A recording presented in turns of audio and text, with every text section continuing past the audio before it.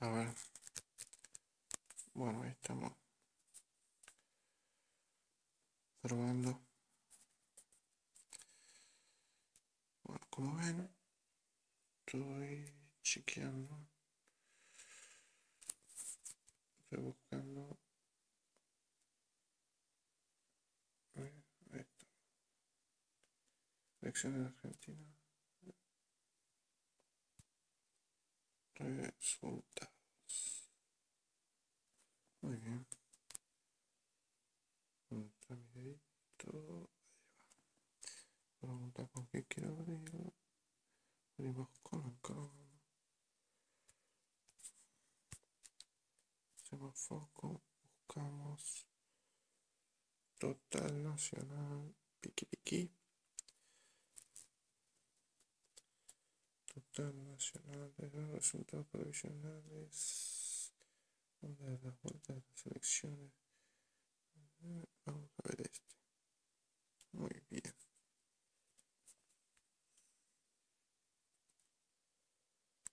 Telegramas. Estos son los telegramas. Bien, volvamos para atrás. ¿Cuál es este que está acá arriba? Entonces, este. Ahí va.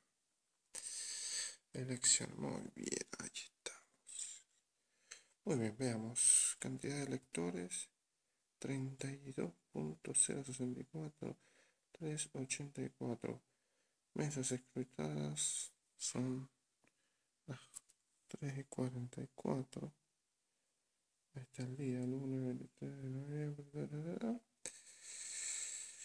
Entonces, ahí estamos, ¿no? Entonces vemos electores, mesas escrutadas, hace casi una hora que sigue ahí. Mesas escrutadas 99,17%. Bien, veamos los numeritos.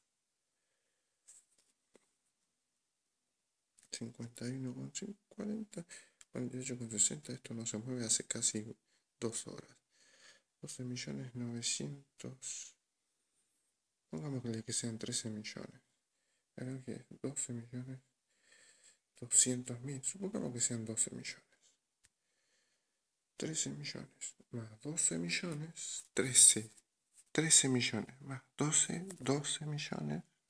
12 millones. Son 25 millones. Entonces, supongamos que sean 13 millones más 12 millones, 25 millones. ¿Cuántos electores son? 32 millones. Como que te faltan un poquito de electores, ¿no? Un tipo 6 millones o una cosa así. ¿Dónde están esos 6 millones?